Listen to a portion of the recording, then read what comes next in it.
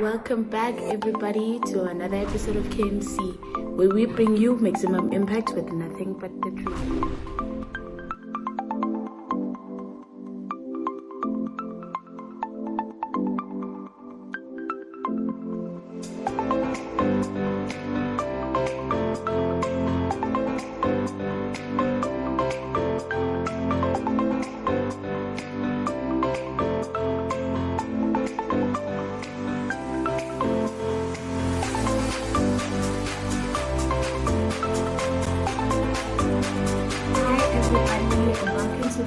Of KMC, where we bring you maximum impact with nothing but the truth. So today I wanted us to look at xenophobia, the fear of the unknown. This term has grown itself to the fear of strangers, the fear of foreigners, as we may know it. But the fear of the unknown is often associated with any form of change where you can't predict an outcome because of very little or no information at all, which can be quite a trigger that often hinders growth in most cases because of the anxiety and the uncertainty it brings. It usually keeps you in a place of stagnancy, a place of comfort where nothing grows. And that's what I was told growing up, that being in the comfort zone is never a good thing because you never get to expand yourself. You never get to understand how far you can go and realize your full potential. Now, back to the fear of the unknown. Overcoming this is a personal journey, a journey that you need to discover in yourself, by yourself, and not from the next person, because we have different experiences, we have different traumas, we have different triggers. So what we fear might differ per individual. So now, I mean, if you understand your own fear, you get to address it the best way you feel how. Okay, so as to have an opinion from someone who has been through such a journey where he had to overcome his fear, we're going to be talking to Nkosinathi Khoza, the face behind YTS, your trusted source. And let's just get an insight of how he had to walk around his fear and make sure that he makes YTS a success. Let's have a quick chat with him.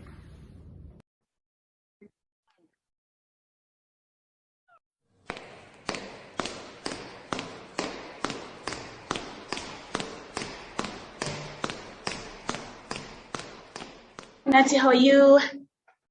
I'm good. How are you? I'm great. Welcome to KMC. KMC, it's a pleasure to be here. Yeah. So basically on the tip of understanding our fears and working over them.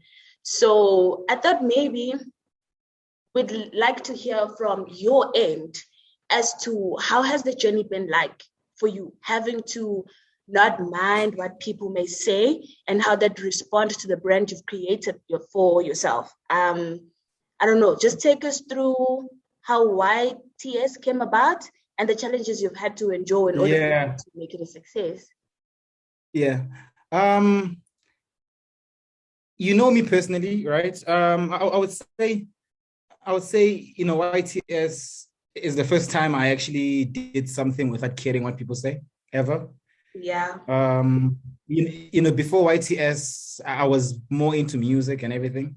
Mm-hmm. And that's where I realized the pain of not doing something because of what people say and, the feedback, Yeah. And then YTS for me was like a way of not fully quitting music, still being involved in the music industry, Mm-hmm. Even if I'm not the one recording the music, I still wanted to be involved in the music. So YTS came about that way, in a way that we review music, we talk about music, and we publish people's music, Mm-hmm.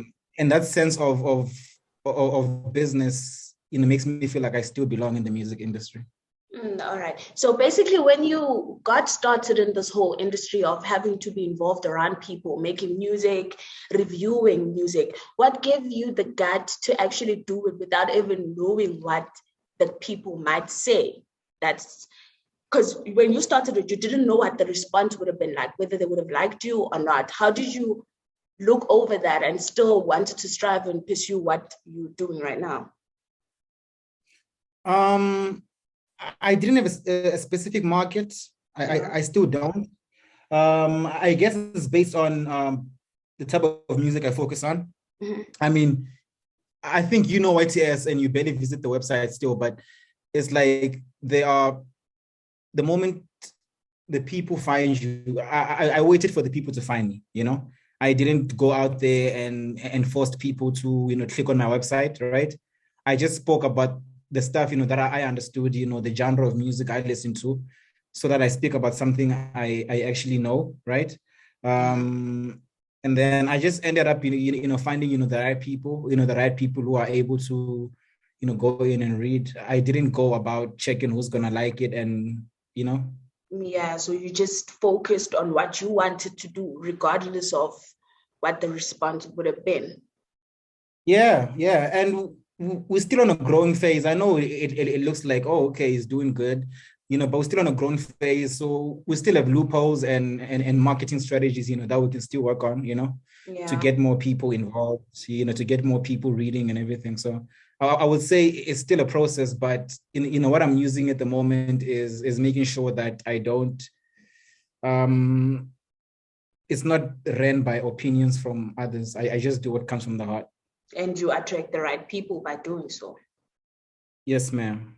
Yeah, that's pretty interesting because it's a pretty, how do I put this? It's very difficult to not really mind the response towards what you do. It's never an easy thing. We always we always find it challenging to find ourselves in the changing phase and pushing ourselves to do things that we never thought we'd do, just because of the mere fact that what will people say?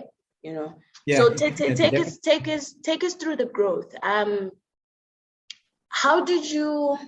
Okay, initially you marketed, right? You tried to get people to, know about you. So what strategies did you go through? The same strategy as we all use: social media. Used a bit of my IT skills, search engine optimization. To make sure that if you Google your trusted source, we are the ones who pull out. That was the hardest part of everything.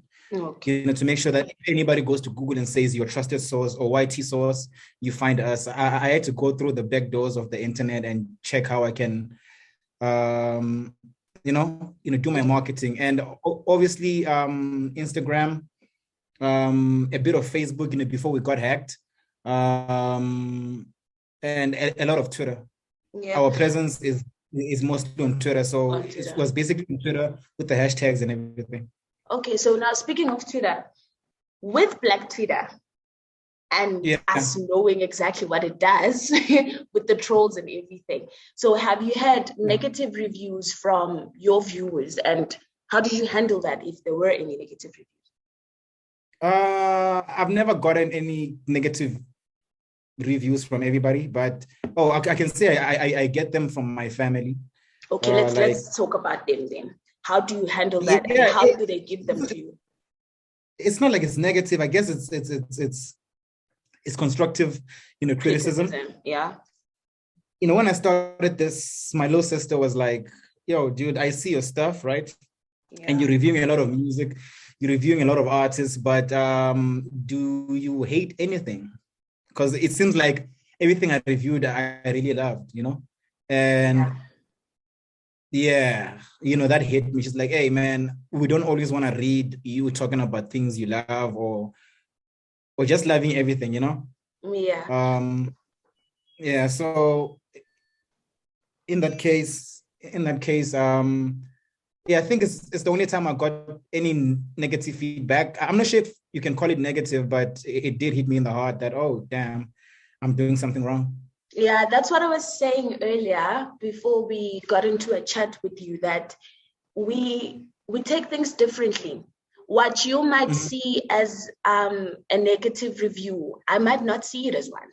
So in that sense, we address our fear of negativity, our fear of the unknown in different ways, just like you said that for you, it hit home.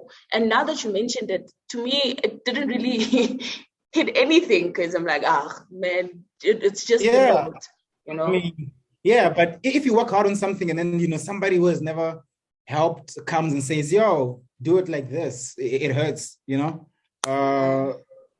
like all the sleepless nights you get, when you try to, push a vision, and then, somebody just comes and corrects you and they don't even have a clue about, the industry. Yeah. So how did you deal with that? How did you? I took it as constructive feedback, I went back and I started, talking crap about people's music, and it worked. So you can't always, take understand that not everybody who corrects you, means any harm, Yeah. So we always. So what you're trying to say is that you try and turn it into a positive thing, whatever. Whatever they bring to you. I would say, to use, the music thing as an example, because I think a lot of people are going through that. A lot of people are talented. A lot of people can sing. A lot of people can do whatever they can do, musically, right? And nobody wakes up in the morning and decides, you know what, I don't want to do music anymore, or I don't like music anymore. It's opinions, It's opinions. It's opinions. So, the reason when you see people like who are not fully talented, right? You can tell this is a guy who was always told you should stop. You're not a good rapper. But instead of taking it to heart, he just went into his room and, did it more and improved in exactly what they said he should improve on. Exactly. And he blew up the way he did. He blew up, and there are people out there who are more talented, than him, but they're scared because of opinions, Yeah, so this fear just limits you in a sense. Yeah, dude, and the crazy part about fear is that if God gives you a talent, right, in your heart, the thing is, if you don't use it, it's going to haunt you for life. I'm on my late 20s and I'm realizing, damn, this is not going to go away. Whatever I have in my heart, whatever I know I can do will never go away, because it's a part of you. It's who you are. Yeah, God, he doesn't make mistakes, so it's like if you put it on the side and you're like, I'm just gonna go with school and work, it's fine. You're gonna be independent, you're gonna buy a car, but trust me, you're gonna have sleepless nights. Yeah, it's not gonna be nice at all.